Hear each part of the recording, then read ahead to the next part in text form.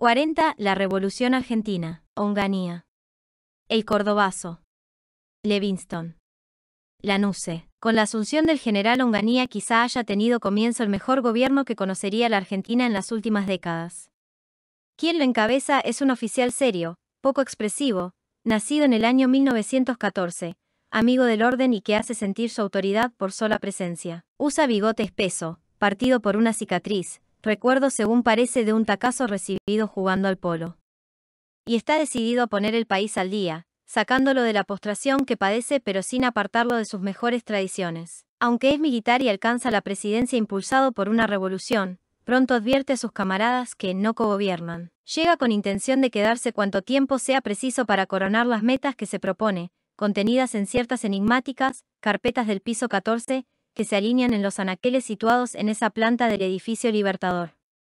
Dividirá su gestión en 3 etapas: el tiempo económico, el tiempo social y el tiempo político. En cuanto al fundamento legal de la acción de gobierno, estará dado por el Estatuto de la Revolución Argentina y, subsidiariamente, por la Constitución Nacional. Nombra ministro de Economía a un hombre práctico, el industrial Néstor Jorge Salimey, a un abogado cordobés, Enrique Martínez Paz, como ministro del Interior, y gobernador de la provincia de Buenos Aires será el general Imaz, aquel que, metralleta en mano, pusiera fin a las cavilaciones de la Junta Militar formada en las últimas horas del gobierno de Perón, siendo radiado después del 13 de noviembre. De entrada, Onganía disuelve los partidos y prohíbe toda actividad política.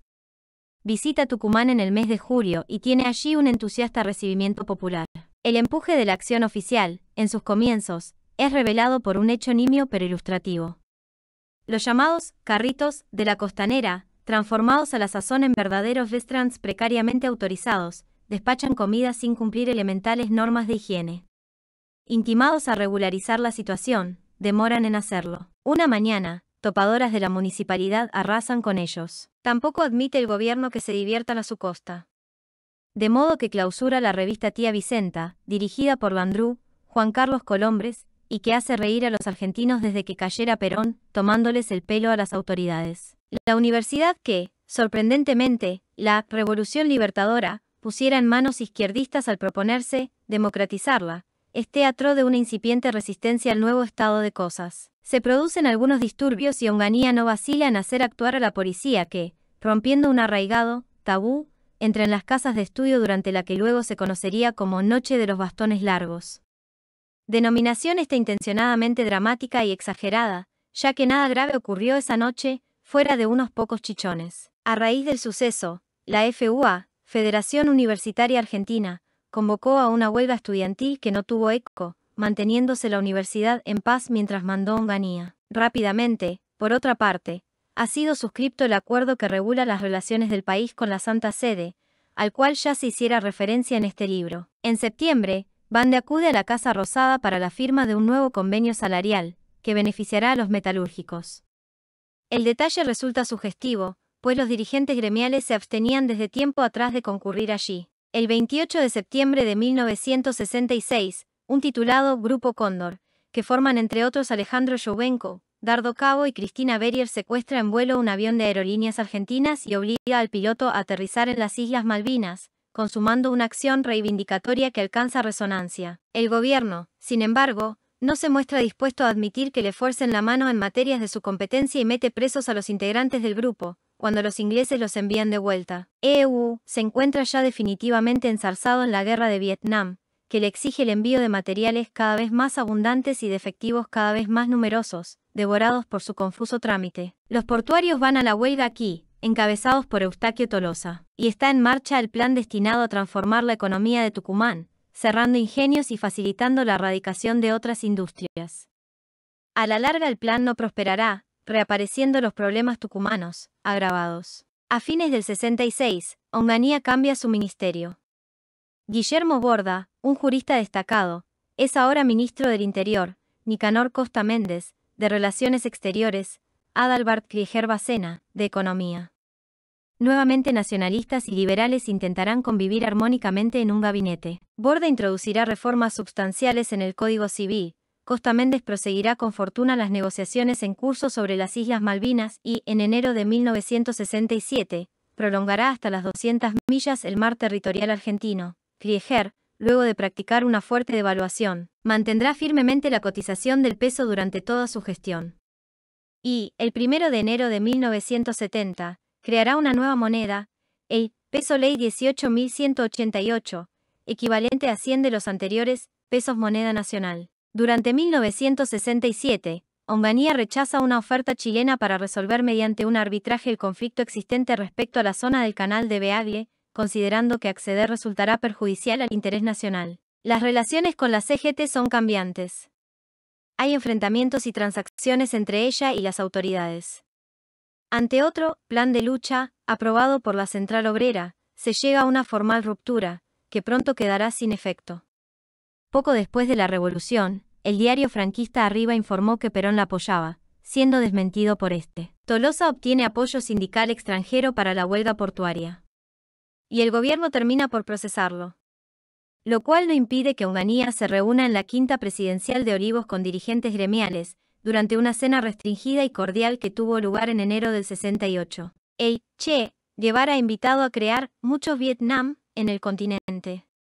Consecuente con ello, organiza la guerrilla insurreccional en Bolivia y allí lo matan, en octubre de 1967.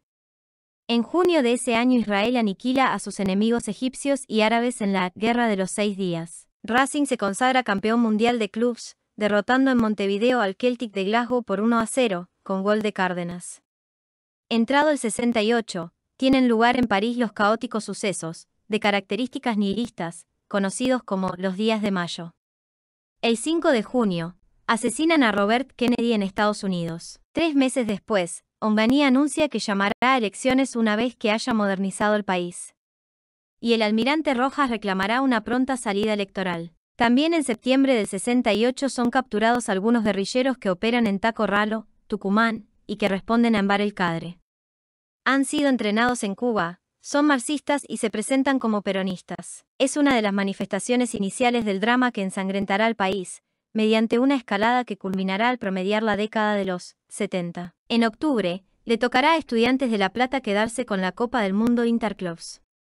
Y, en diciembre, Nico Ulino Urokche obtiene el título mundial de los welters, derrotando por abandono a Paul Fuji en Tokio. Robert McNamara, exfuncionario del gobierno norteamericano y presidente a la sazón del Banco Mundial, declara que los créditos que otorgue ese organismo estarán condicionados a que las naciones que se beneficien con ellos apliquen planes destinados a restringir la natalidad. Días después, en una reunión de ministerios de salud del hemisferio, Onganía manifiesta que contar con una población numerosa es una bendición para los países. En enero de 1969, el presidente coloca la piedra fundamental del enorme complejo hidroeléctrico Chocón Cerros Colorados, que se construirá durante su gobierno. En diciembre, se inaugura el túnel subfluvial Paraná-Santa Fe, iniciándose también por entonces los trabajos del puente que une Barranqueras, Chaco, con Corrientes, proyectado en 1963 y que inaugurará la NUCE.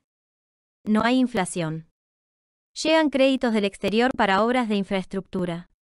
Ha habido aumentos de salarios. El sistema previsional funciona y dentro de él, las cajas de subsidios familiares otorgan asignaciones acordes con la política oficial, encaminada a poblar la Argentina con argentinos. Con apoyo del gobierno, YPF y el Automóvil Club Argentino, Carlos Alberto Reutemann inicia su campaña en circuitos europeos, corriendo aún coches de la Fórmula 2 Internacional. En consonancia con el pedido formulado por la Virgen María, en sus apariciones de Fátima, Onganía le consagra la República, marchando peregrino a Luján. No obstante todos estos aspectos positivos, problemas de magnitud diversa se presentan o maduran durante esos años.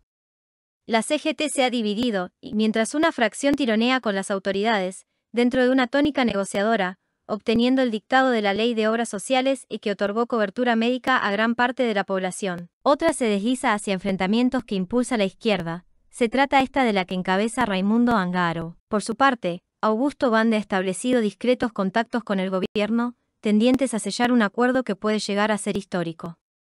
Pero, para evitarlo, un comando formado por 5 hombres, que evidencia en el hecho un profesionalismo implacable, asesina a Bande el 30 de junio de 1969. En el Uruguay están activos los Tupamaros, perpetrando asaltos, atentados con explosivos y secuestros a mano armada. Aquí comienzan a actuar las FAP, Fuerzas Armadas Peronistas, que encubren bajo ese nombre su real filiación marxista, financiadas desde la Unión Soviética y entrenados sus integrantes en la isla cubana de Pinos. El propósito que las guía consiste en arrastrar al peronismo a la lucha insurreccional, siguiendo los lineamientos trazados por la ORAS, en 1967. Pronto asesinarán vigilantes y coparán comisarías, robando armas y uniformes. El 22 de mayo se lleva a cabo un gran ensayo subversivo en Rosario. Activistas y piquetes de huelga se despliegan, levantando barricadas y saqueando comercios con apoyo de francotiradores. El general Mario Fonseca pondrá fin a los disturbios, ocupando militarmente la ciudad. Días después del Rosariazo, que así se lo llamó, sobrevendrá el Cordobazo, cuando hechos similares a los acaecidos en Rosario comiencen en Córdoba, el 29 de mayo. En previsión de ellos, el gobernador Carlos J. Caballero pidió el envío de fuerzas desde Buenos Aires, sin que se atendieran sus reclamos. Peor aún, una vez comenzados los desmanes, la NUCE, que es comandante en jefe del ejército, demora en impartir la orden de reprimir al tercer cuerpo, de manera que la agitación superará la registrada en Rosario y se prolongará por más tiempo que allí, teniendo por epicentro el barrio Clínicas. Interviene finalmente el ejército y restablece rápidamente el orden. Pero el país queda sorprendido por estas sucesivas irrupciones de la violencia organizada. El gobierno vacila, por esa brecha abierta en el consenso que lo sustenta, ensanchada por el general Lanusse, este se proyectará hacia la presidencia de la República. Onganía reacciona equivocadamente. Por un lado, mantiene en el cargo a Lanusse, cuando las circunstancias imponían su relevo. Por otro, pide la renuncia al gabinete, agregando un factor de alarma a una crisis que, en todo caso, ya estaba en vías de superarse. En julio de 1969, un astronauta norteamericano, Neil Armstrong, pone pie en la Luna. Y el generalísimo Franco designa como sucesor suyo al príncipe Juan Carlos de Borbón. No se habían aquietado definitivamente los remesones del Cordobazo, cuando, el 29 de mayo, es secuestrado el general Pedro Eugenio Aramburu. Según quedará más tarde en claro, el gobierno resulta totalmente ajeno al suceso. Pero sus detractores intentan endosárselo por todos los medios. Se rumoreaba, en efecto, que Aramburu estaba conspirando, y desde una oposición que nacle a viejos, gorilas, colorados, desplazados y azules lanusistas, amén de políticos llamados a forzado silencio, se insinúa que, en conocimiento de las actividades conspirativas a que estaría entregado Aramburu, algún sector vinculado al oficialismo lo habría sacado de circulación. Pasan los días y el general no aparece, de manera que la tensión aumenta. Lanusse se reúne con jefes militares en Campo de Mayo, el 6 de junio. Queda entonces resuelta la suerte de Onganía, que será derrocado 2 días después. En tal oportunidad, el gobernador de la provincia de Buenos Aires, Saturnino Llorente, puso a disposición del presidente un helicóptero para que se trasladase hasta el Regimiento 7, con asiento en La Plata, e iniciara desde allí la resistencia. Resistencia que ofrecía posibilidades de éxito, ya que Lanusse parecía contar tan solo con el apoyo de la cúpula del ejército. Onganía declinó, no obstante, el ofrecimiento del gobernador, pues no quiso convertirse en causa de desunión para esa fuerza, cuya disciplina había bregado por restablecer. Y una nueva posibilidad se frustra al concluir, de hecho, aquel intento promisorio que significó la Revolución Argentina. Onganía se conservó fiel a sí mismo hasta el último momento. Ya destituido, cortados aún los teléfonos de la Casa Rosada, algunos funcionarios se propusieron saludarlo, como despedida, la noche del 8 al 9 de junio. Un modesto asesor de gabinete, en el área de bienestar social, llegó hasta el antedespacho presidencial para expresarle su solidaridad. Pero no logró hacerlo. El general, que ya había dejado de ser presidente, mantuvo inalterable su adhesión al orden jerárquico, y solo recibió a quienes ocupaban cargos cuyo nivel alcanzara, por lo menos, al de subsecretario de Estado. La Junta de Comandantes en Jefe, donde gravita Lanusse con peso excluyente y que completan el almirante Navi y el brigadier Rey, resuelve colocar en la presidencia de la República al general Roberto Marcelo Livingston. Las condiciones profesionales de este son apreciadas por sus camaradas, pero su nombre es absolutamente desconocido por la opinión pública. Viaja desde Washington, pues allí cumple funciones en la Junta Interamericana de Defensa, asumiendo el 18 de junio. Lo hace en medio de un extendido desconcierto, ya que la gente aún se interroga respecto a los trasiegos cuarteleros que determinaron el alejamiento de Onganía. E inicia su gestión en condiciones harto precarias, por cuanto su autonomía de vuelo está totalmente limitada por Lanusse, ocasional gran elector del partido militar, quien no vacilará en voltearlo apenas Livingston amague cortarse solo. Lanuse tiene en efecto experiencia al respecto. Luego de conspirar contra Perón en 1951, participó en el derrocamiento de Lonardi, pese a ser responsable de su custodia como jefe de granaderos, y acaba de deponer a Onganía, que lo había designado comandante en jefe del ejército. Livingston intentará, no obstante, actuar con prescindencia de esa tutoría y gobernar del modo que estime más conveniente. No habrá de lograrlo. El 1 de julio, escuadras guerrilleras ocupan la localidad cordobesa de La Calera. La operación es obra de Montoneros, organización subversiva que tendrá larga actuación en la Argentina y que se presenta como formación especial del peronismo. Si bien desde sus mismos comienzos responderá a la dialéctica marxista, contándose entre sus fundadores militantes comunistas y algunos jóvenes que se han instruido en ella a través de la versión que le suministra el llamado progresismo católico. Progresismo que alimenta al movimiento Sacerdotes para el Tercer Mundo, muy activo en su prédica a la sazón, que será finalmente conocida como Teología de la Liberación. Controlada la situación en La Calera y apresados algunos guerrilleros que han participado en los sucesos, se descubre en su poder documentación que los vincula con el secuestro de Aramburu. A partir de ello, avanzará rápidamente la investigación del mismo. El 16 de julio aparece el cadáver de Aramburu en el sótano de una chacra, ubicada cerca del pueblo bonaerense de Timote. El general ha sido asesinado por Montoneros el 1 de ese mes, luego de someterlo a una parodia de juicio, donde se lo responsabiliza por los fusilamientos de junio del 56. Tiempo después, en una publicación, Montonera, que se venderá libremente en los kioscos, aparecerá un relato minucioso del secuestro, juicio y ejecución de Aramburu, contados por sus autores. En la siniestra operación, identificada en clave como Operativo Pindapoy, intervinieron los siguientes terroristas: Fernando Luis Abal Medina, a. Germán, quien ofició de verdugo; Esther Norma Arrostito de Roitvan, a. Irma o Gaby, amante de Abal Medina, al que conociera en Cuba; Nora Nélida Arrostito de Maguid, hermana del anterior; Emilio Massa, a. El Gordo, abatido en La Calera; Mario Eduardo Firmenich, a. Manuel; Carlos Gustavo Reimas, a. Alejandro, dueño de la chacra de Timote; Carlos Raúl Capuano Martínez, a. Miguel Ángel o Luis Ignacio Vélez, a. Mateo; Susana Liprandi de Vélez, a. Cecilia; José Sabino Navarro, a. José Luis y Carlos Molina, a. Beto. Como uno de los inspiradores del grupo ha actuado el sacerdote tercermundista Alberto Carbone. El general murió con gran dignidad. El 27 de agosto, la guerrilla se vuelve a hacer presente. Ese día matan de 14 balazos a José Alonso, exsecretario general de la CGT, peronista.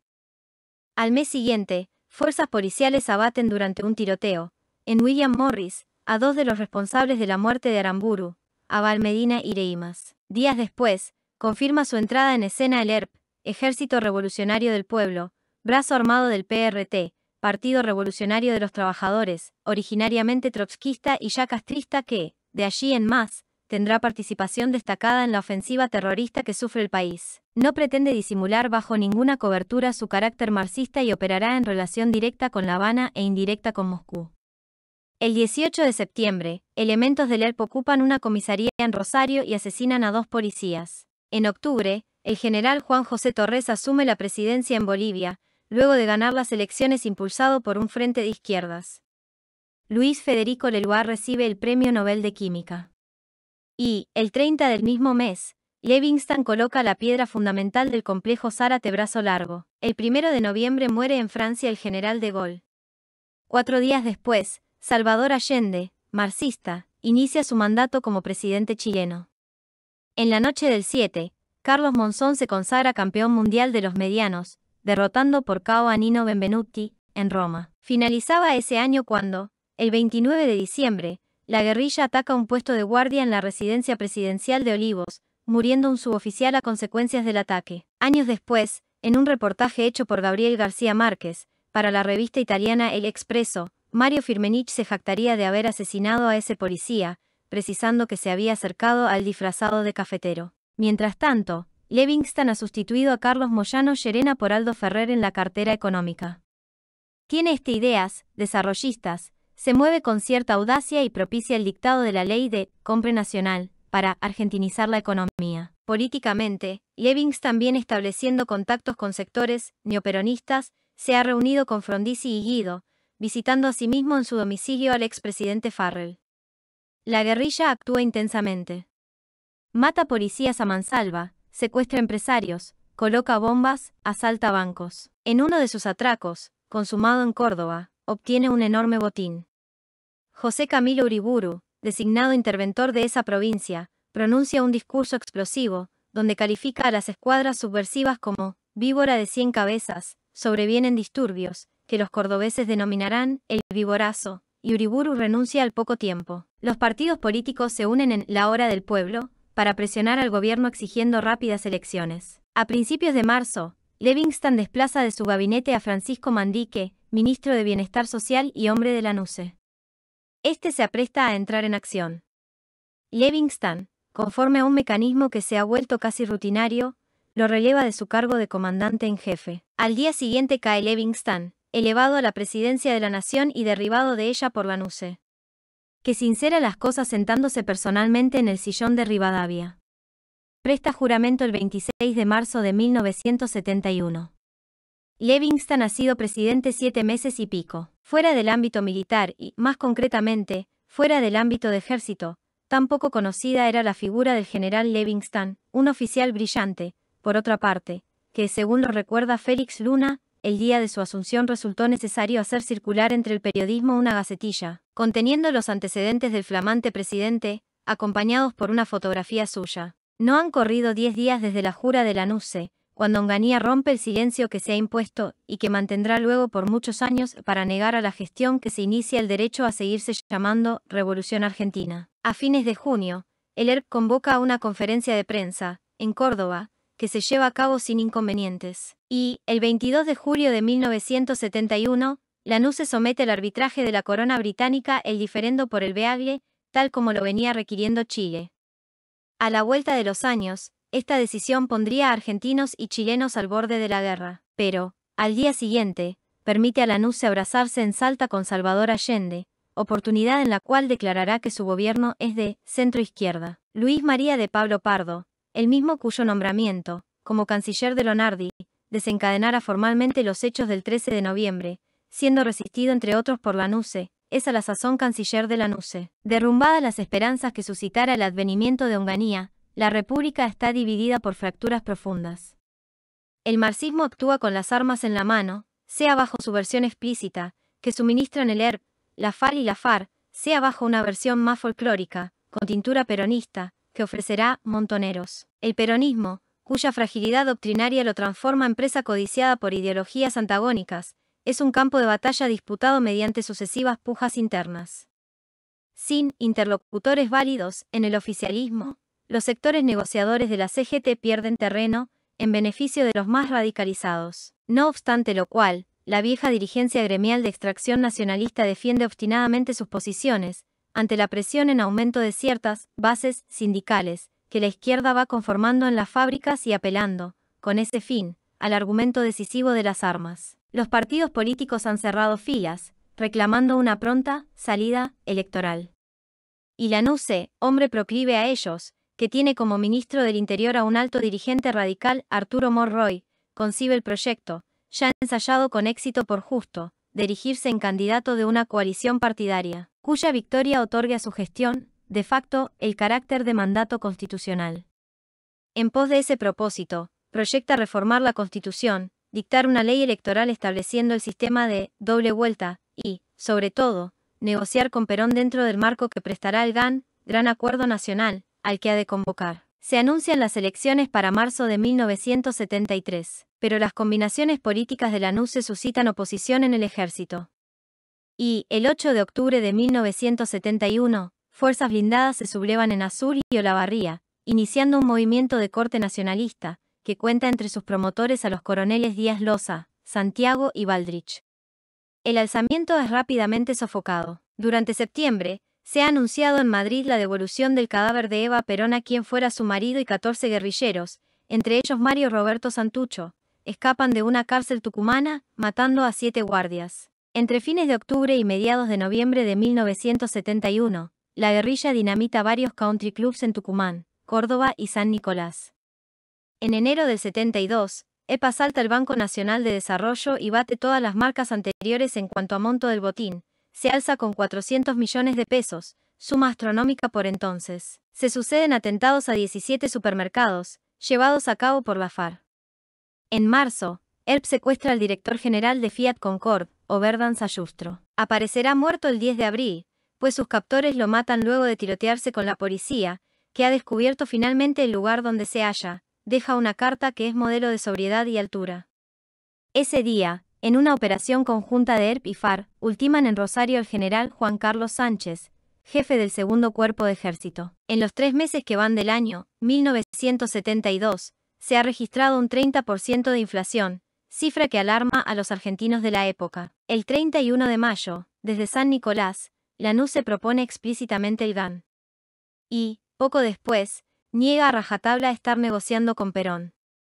Su negativa no convence a nadie y, antes de transcurrir un mes, admitirá que el secretario de la presidencia, coronel Cornicheri, sostiene conversaciones con aquel. Coincidentemente, la justicia restituye al expresidente sus derechos cívicos y, más tarde, declarará que se hallan prescriptas las demás causas que se le siguen. No obstante ello, ante 1000 oficiales del ejército, Lanuse asegura que Perón no volverá porque no le da el cuero. La frase tiene amplia difusión y, más tarde, será recordada irónicamente. Una fuga espectacular de guerrilleros se produce el 15 de agosto del 72. Ese día, los que están detenidos en el penal de Rousan, donde dictan las reglas de convivencia interna, copan la prisión, matan a un guardia y 6 de ellos huyen a Chile utilizando un avión de Austral, capturado en una operación de apoyo. Los fugitivos fueron los siguientes: Mario Roberto Santucho, fundador del ERP, Roberto Quieto, jefe de la FARC, Enrique Gorriarán Merlo, ERP, Fernando Vaca Narvaja, Montoneros, Marcos Osatinsky, FARC y Domingo Mena, ERP. Los 19 restantes se rinden, pues no alcanzaron el avión secuestrado, contándose entre los mismos las 2 mujeres de Santucho, Ana Villareal, su esposa legítima, y Clarisa Rosa Lea Place, su amante, ambas combatientes de la organización fundada por aquel. El gobierno de Salvador Allende extenderá salvoconductos para que los fugitivos viajen a Cuba. Apenas una semana después tiene lugar otro episodio sangriento, vinculado con esta fuga.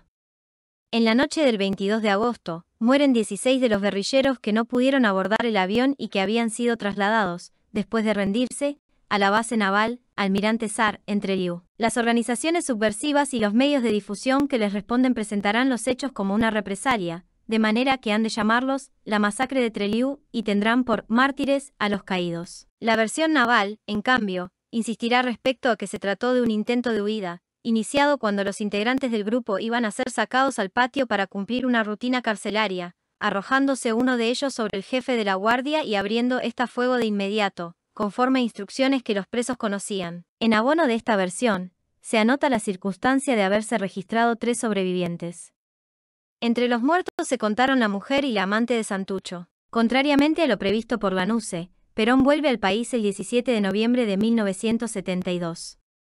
En el juego de tirallafloja que dirimen, el viejo caudillo comienza a sacar amplia ventaja. Poco antes, su delegado personal, Héctor J. Cámpora, ha entregado a la Junta de Comandantes un plan de reconstrucción nacional, propuesto por Perón. Se aloja el viajero en una casa situada en la calle Gaspar Campos 1065, de Vicente López.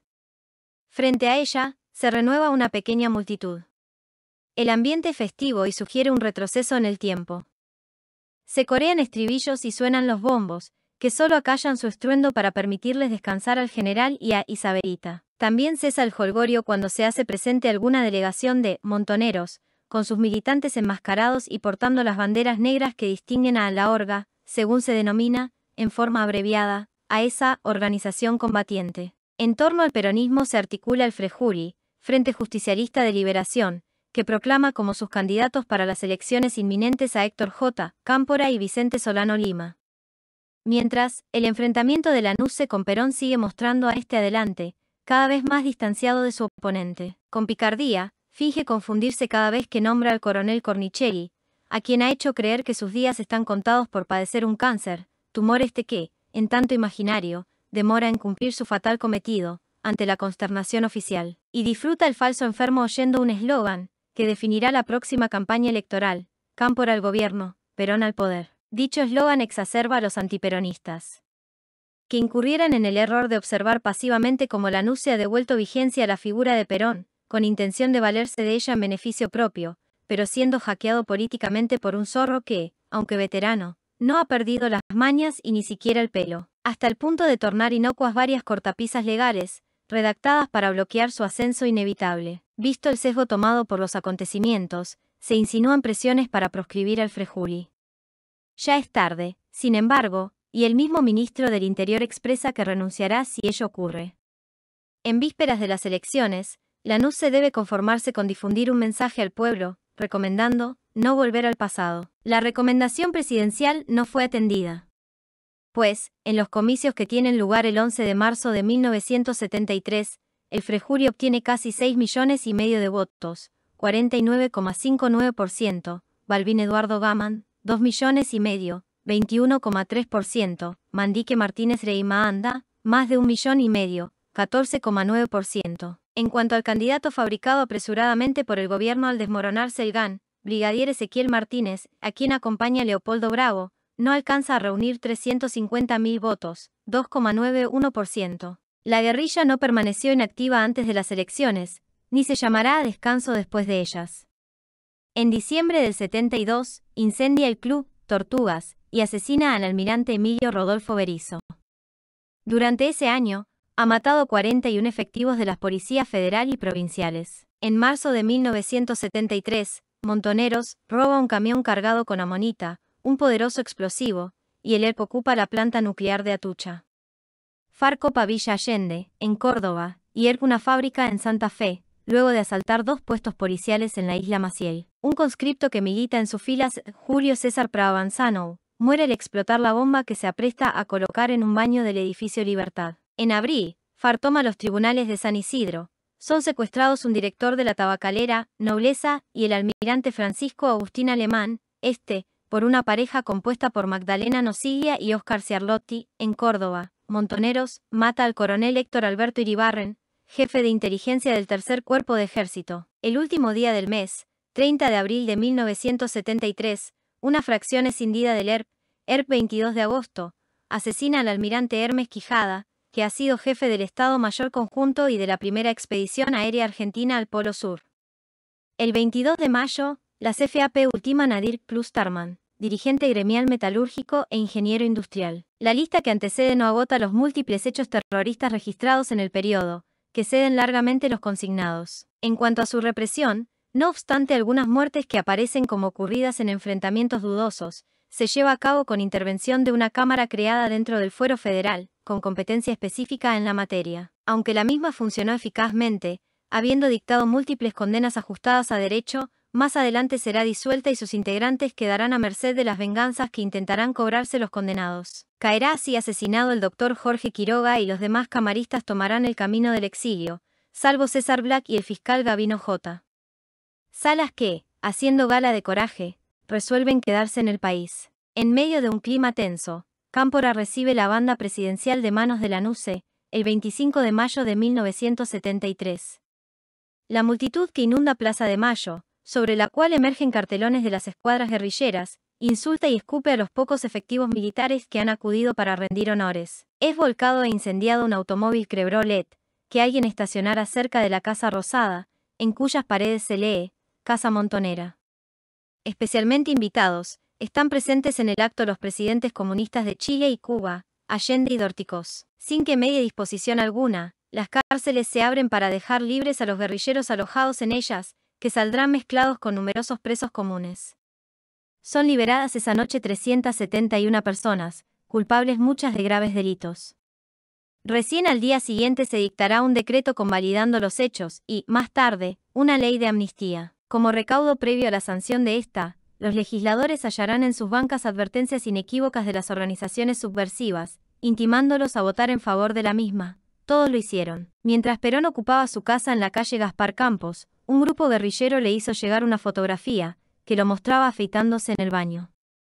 Escena doméstica esta que, así como fue observada a través del visor de una cámara, pudo serlo por medio de una mira telescópica adosada al fusil de un tirador experto. El mensaje resultó sin duda elocuente.